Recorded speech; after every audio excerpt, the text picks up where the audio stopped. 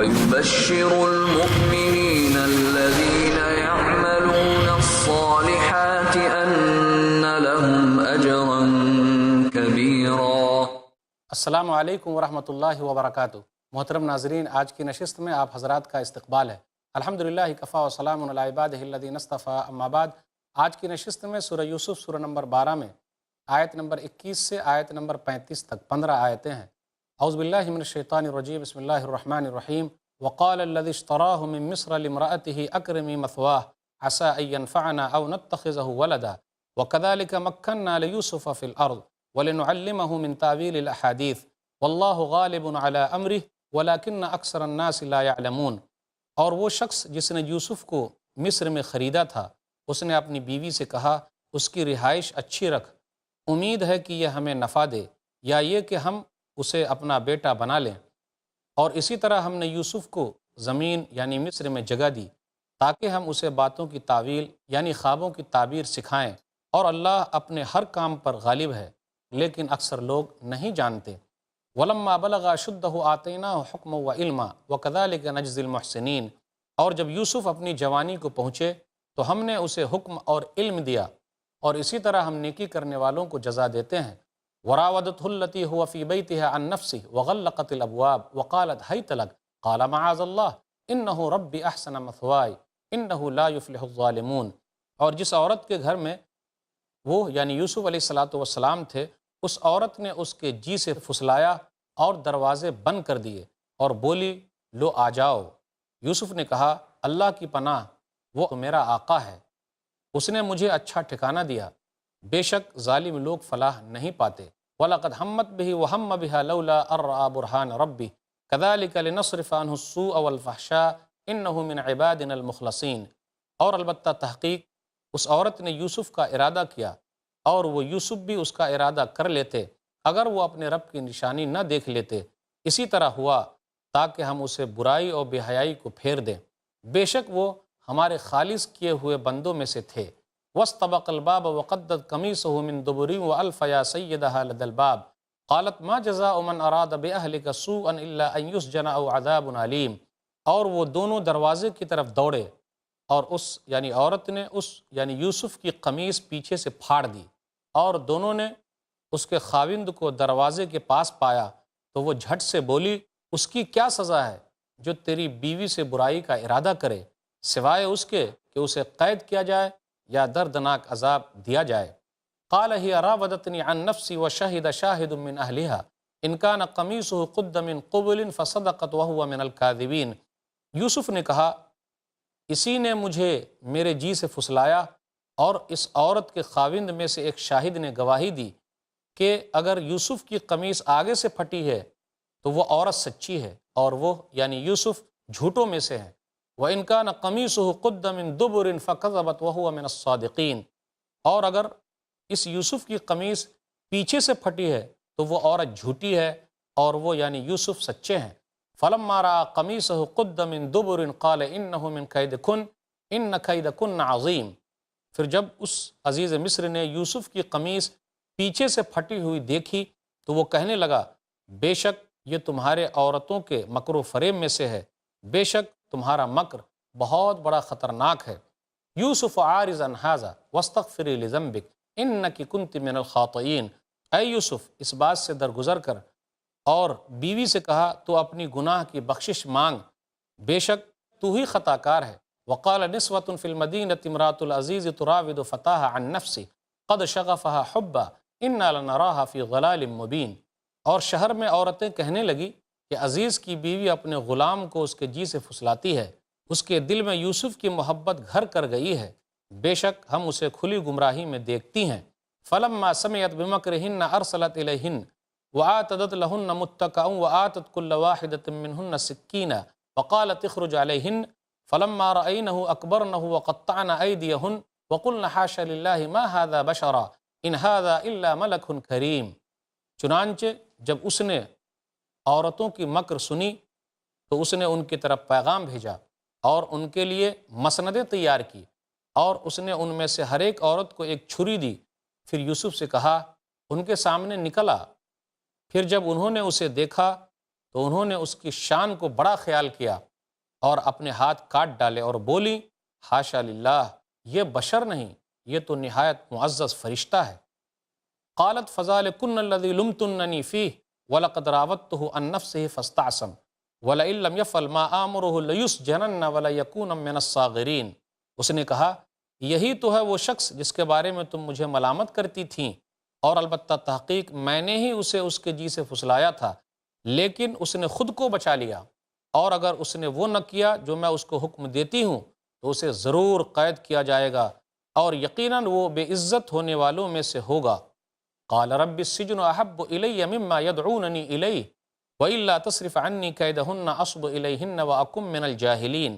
یوسف نے کہا اے میرے رب، مجھے قید خانہ اس سے زیادہ پسند ہے جس کی طرف وہ عورتیں مجھے بلاتی ہیں، اور اگر تو نے ان کا مکر مجھ سے دور نہ کیا تو میں ان کی طرف مائل ہو جاؤں گا اور میں جاہلوں میں سے ہوں گا۔ فاستجاب له ربه فصرف عنه کیدہن انہ هو السمیع العلیم۔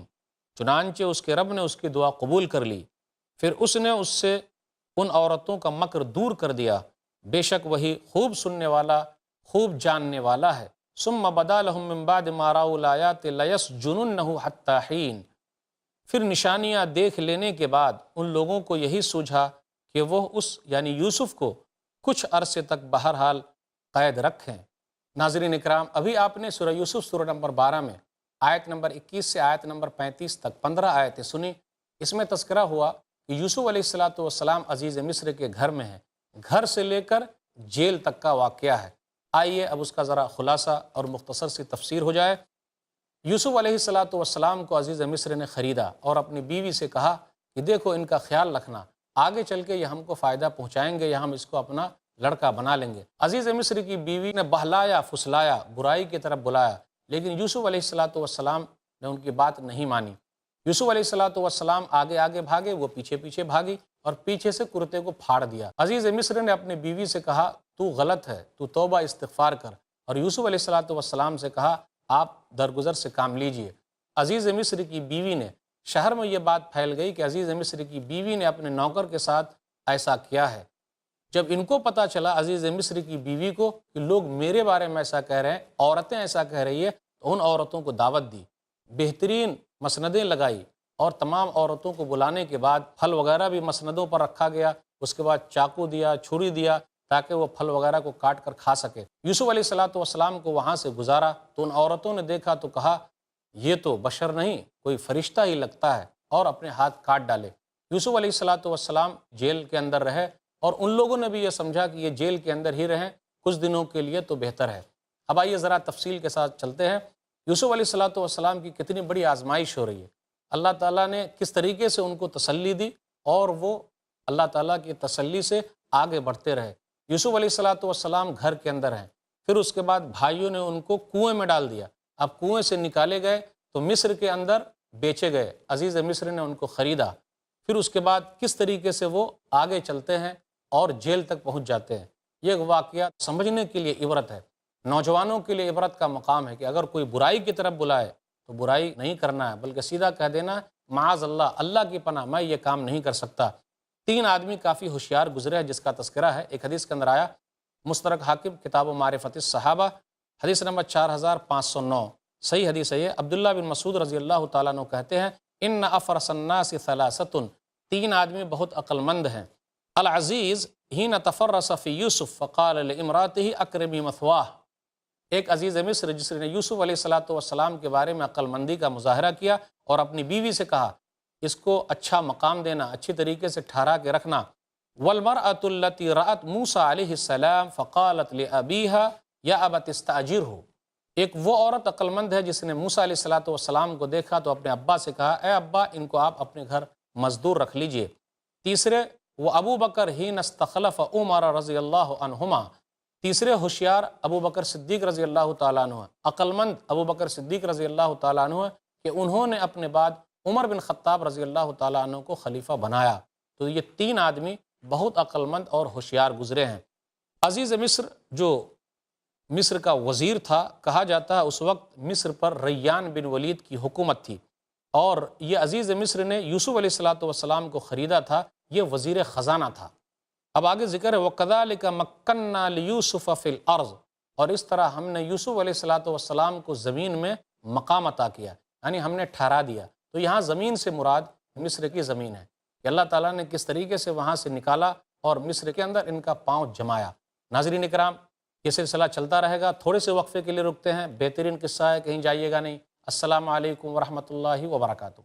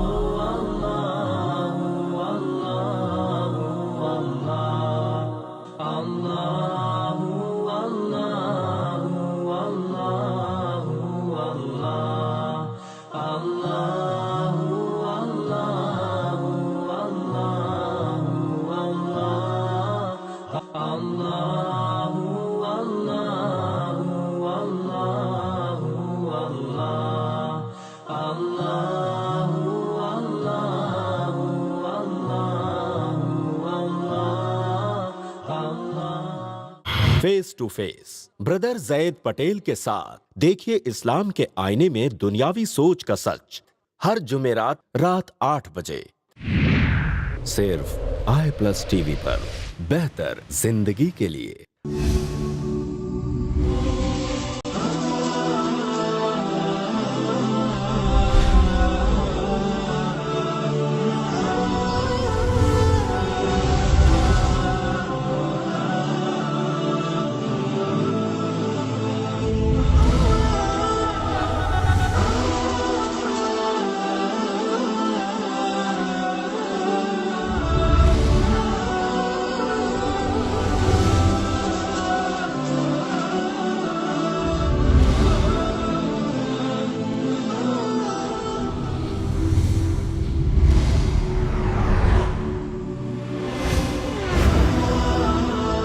ان تمام موضوعات کی کرنے وضاحت آ رہے ہیں نان سٹاپ ایڈوکیٹ فیض سید، ہر اتوار رات 8 بجے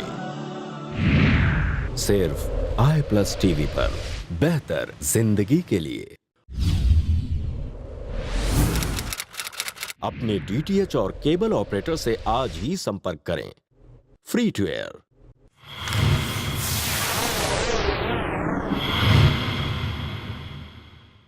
محترم ناظرین، وقفے کے بعد دوبارہ ہم آپ کی خدمت میں حاضر ہیں۔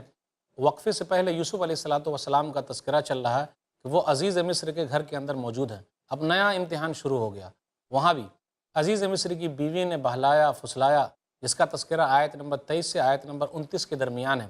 وراودته التي هو في بيتها عن نفسه وغلقت الابواب وقالت هيت لك قال معاذ الله، کہ اس عورت نے بہلایا فسلایا، دروازوں کو بند کر دیا۔ اب غور کر لیں، اس سے یہ پتہ چلتا ہے کہ کبھی کبھی برائی کے لیے پہل عورت بھی کر سکتی ہے۔ تو بلایا، دروازوں کو بند کر دیا۔ اب وہاں کون دیکھ رہا ہے؟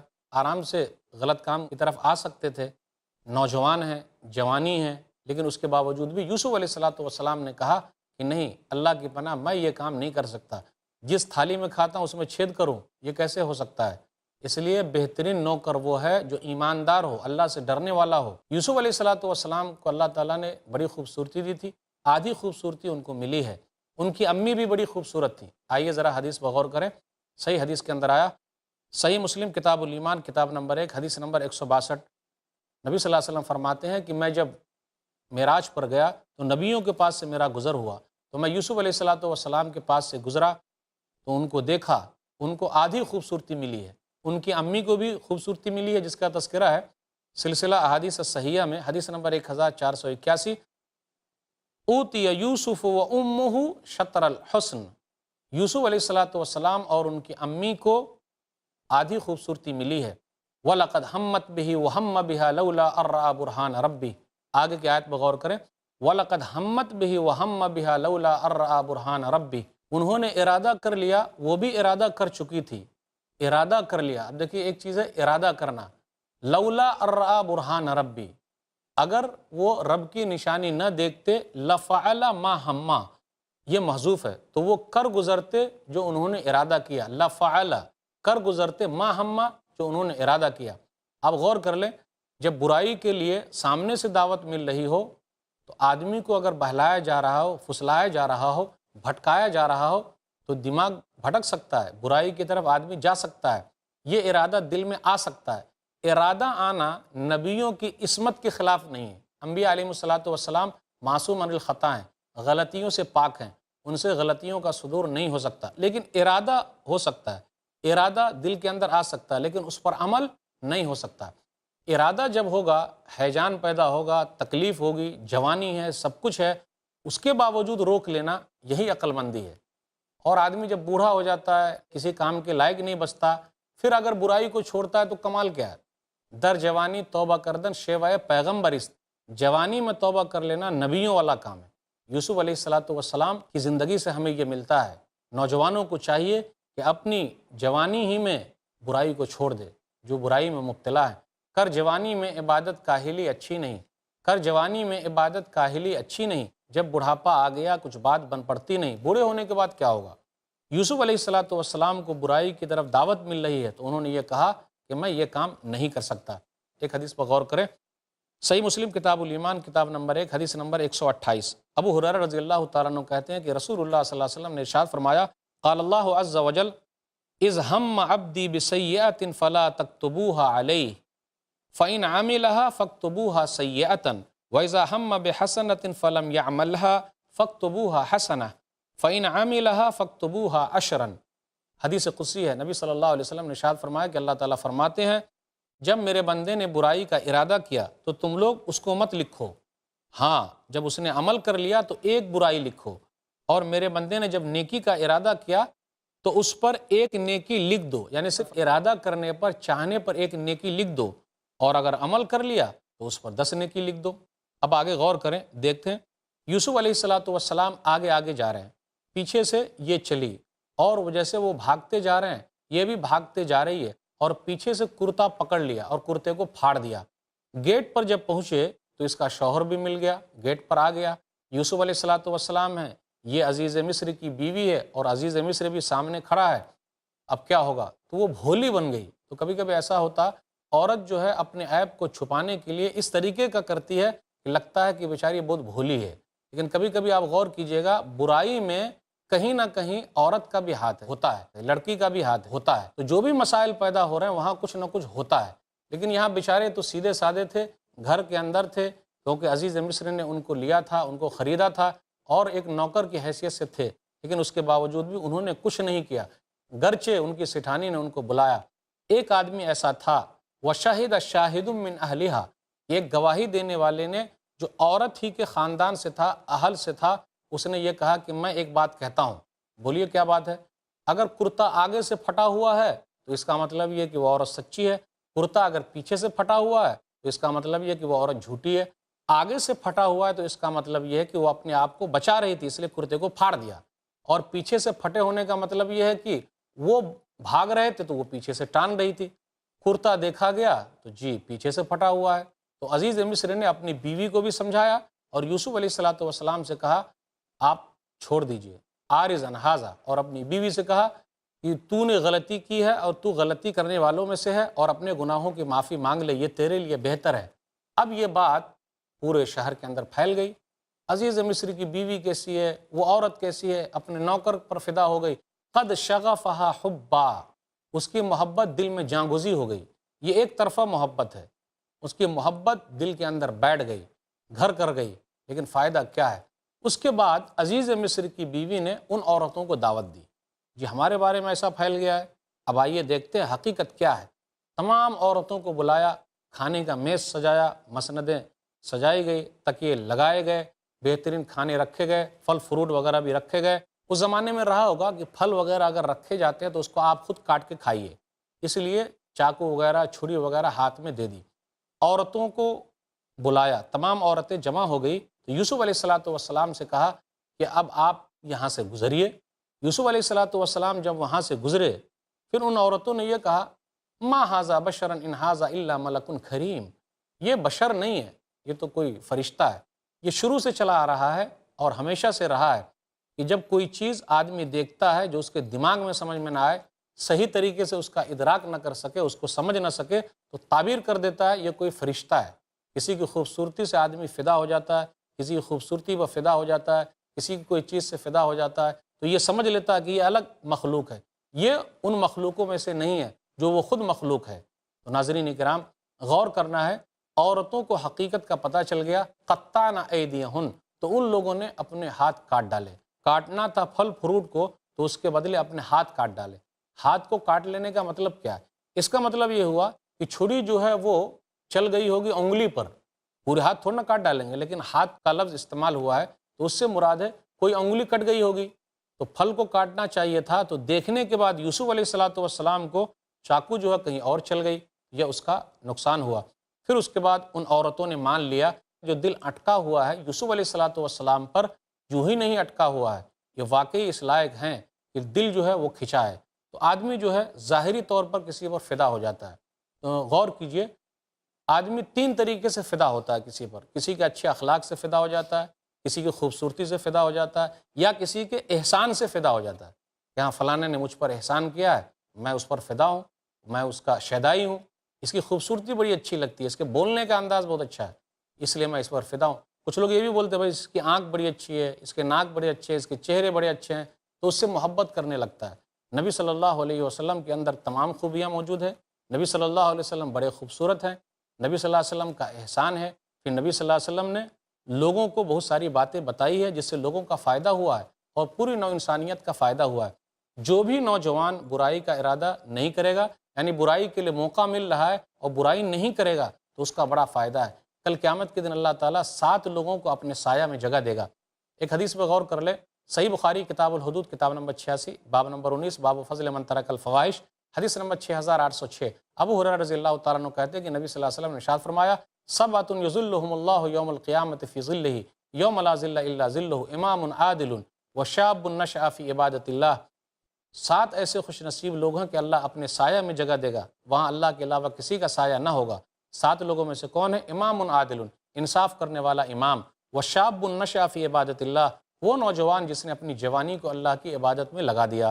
تو یوسف علیہ السلام جوان ہے، جیل میں چلے گئے لیکن برائی نہیں کی۔ اس لیے میرے بھائیو، نوجوانوں سے یہی کہنا، برائی کی طرف کوئی بلائے تو نہیں جانا، کل قیامت کے دن اللہ تعالیٰ اپنے سایہ میں جگہ دے گا۔ پھر آگے تذکرہ ہے 7 لوگوں میں، وَرَجُلٌ دَعَتْهُ امْرَأَةٌ ذَاتُ مَنْصَبٍ وَجَمَالٍ إِلَىٰ نَفْسِهَا قَالَ إِنِّي أَخَافُ اللَّهَ۔ ایک وہ آدمی ہوگا جس کو اونچے خاندان کی خوبصورت عورت نے بلایا۔ یہاں بھی عزیز مصر کی بیوی نے یوسف علیہ السلام کو بلایا، تو اسی طریقے سے بلایا اگر اس آدمی کو اونچے خاندان کی خوبصورت عورت نے، اس نے یہ کہا کہ میں اللہ سے ڈرتا ہوں، تو اللہ تعالیٰ ایسے لوگوں کو اپنے سایہ میں جگہ دے گا۔ اب آگے تذکرہ ہو رہا ہے یوسف علیہ السلام ہی کے بارے میں کہ انہوں نے جیل جانا پسند کیا کہ میں جیل جا سکتا ہوں لیکن یہ میں غلط کام نہیں کر سکتا۔ بالآخر وہی ہوا، ان کو جیل میں ڈال دیا گیا۔ تو یوسف علیہ السلام گھر سے کنویں کے اندر آئے، پھر کنویں سے نکالے گئے مصر کے اندر آئے، پھر مصر کے اندر عزیز مصر کے گھر سے نکلے جیل میں آ گئے۔ ناظرین کرام، اسی پر میں اپنی بات کو ختم کرتا ہوں۔ السلام علیکم ورحمۃ اللہ وبرکاتہ۔ طوبى لمن حفظ الكتاب بقدره فبدا وضيئا كالنجوم تألقا وتمثل القرآن في أخلاقه وفعاله فيه الفؤاد تعلقا وتلاه في جنح الدجى متدبرا